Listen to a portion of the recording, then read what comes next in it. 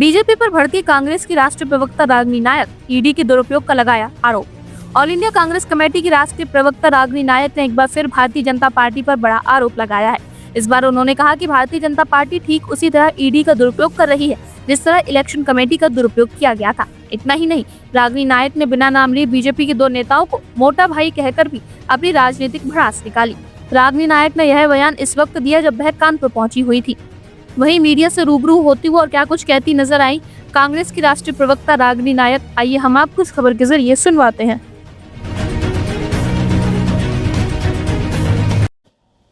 इतनी चिढ़ थी कि 1942 में भारत छोड़ो आंदोलन के दौरान इसको बंद कर दिया गया। 3 साल ये अखबार बंद रहा। एक तो अंग्रेजों को चिढ़ थी और उन्हीं अंग्रेजों को माफीनामे लिखने वाले, उनकी पेंशन पर जीने वाले और उसी भारत छोड़ो आंदोलन का विरोध करने वाले जो लोग थे, आप समझ रहे होंगे किसकी तरफ इशारा है, आज उनके वंशजों को चिढ़ है। तो अंग्रेज चिढ़ करते थे और आज चिढ़ते हैं उनके वंशज। वो इसलिए क्योंकि स्वतंत्रता संग्राम में योगदान के नाम पर जिनके पास विरासत के नाम पर नील बटा सन्नाटा, शून्य और सिफर हो, वो बार बार स्वतंत्रता संग्राम सेनानियों पर, महापुरुषों पर और उनसे जुड़ी हर विरासत पर प्रहार करते हैं। अब हम आगे बढ़ते हैं सिलसिलेवार तरीके से। तो AJL, एसोसिएटेड जनरल लिमिटेड नाम की एक नॉट फॉर प्रॉफिट कंपनी को बनाया जाता है इन तीनों अखबारों को चलाने के लिए। और समस्या ये होती है, जैसा कि आप हमारे पत्रकार बंधु खासतौर से जो प्रिंट मीडिया से आते हैं वो ये बात जानते होंगे कि अखबार अक्सर मुनाफे में नहीं चलता है ना, बहुत हद तक जो है वो घाटे का ही सबब है। पहले भी था, आज भी है।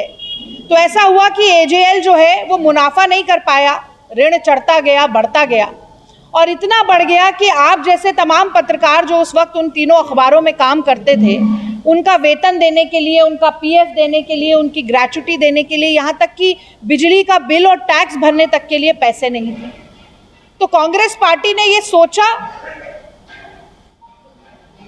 कि इतनी बड़ी विरासत है, क्या उसे खत्म हो जाने देंगे या उसके ऋण को हम खुद लेकर उस अखबार को दोबारा से अपने पैरों पर खड़ा करने की कोशिश करेंगे। तो देखिए, इंडियन कंपनीज एक्ट जो पहले बना था उसमें सेक्शन 25 और वो संशोधित जब किया गया तो वो सेक्शन 8 हो गया। कहता है कि नॉट फॉर प्रॉफिट कंपनी, जो AJL है वो भी नॉट फॉर प्रॉफिट है, जो यंग इंडिया है वो भी नॉट फॉर प्रॉफिट है। नॉट फॉर प्रॉफिट का अर्थ ये होता है कि कोई भी निवेशक, कोई भी शेयर होल्डर यानी कि धारक ना 1 रुपया इधर से उधर कर सकता है, ना कोई तनख्वाह या सैलरी ले सकता है, ना कोई मुनाफा या प्रॉफिट ले सकता है। जो भी अचल संपत्ति है, इमूवेबल प्रॉपर्टी है, उस पर कोई कमर्शियल ट्रांजैक्शन नहीं हो सकता, कोई स्थानांतरण नहीं हो सकता। तो AJL एक ऐसी ही कंपनी थी, केवल इसका शेयर एक दूसरी नॉट फॉर प्रॉफिट कंपनी को दिया जा सकता है। तो कांग्रेस पार्टी के तमाम जो बड़े पदाधिकारी थे, कांग्रेस पार्टी के तमाम जो लोग कार्यकर्ता थे, उन सब से विचार किया गया और जो AJL के शेयर होल्डर थे उनसे भी बातचीत की गई। यंग इंडिया नाम की एक नॉट फॉर प्रॉफिट कंपनी का गठन हुआ और ये सारा जो ऋण है, जो लोन है, उसको ट्रांसफर कर दिया गया। अब ये सवाल होता है कि उस ऋण का क्या हुआ। तो देखिए, एक बहुत ही साधारण सी प्रक्रिया होती है जिसमें ऋण को, डेट को इक्विटी में बदल दिया जाता है। मोदी सरकार ने तमाम कंपनियों के ऋण को इक्विटी में बदला। NCLT वही करती रहती है। एक छोटा सा उदाहरण मैं आपको देती हूँ। एक सोया कंपनी, उसकी डेट को इक्विटी में बदलकर लाला रामदेव हैं, पतंजलि के जो मालिक हैं लाला रामदेव, तो लाला रामदेव जी ने वो पूरी इक्विटी लेकर वो पूरी कंपनी ही खरीद ली। कोई कार्रवाई नहीं होती है क्योंकि लाला रामदेव भी अंधभक्ति में आजकल चश्मा पहने हुए हैं, उनके ऊपर कोई कार्रवाई नहीं होगी।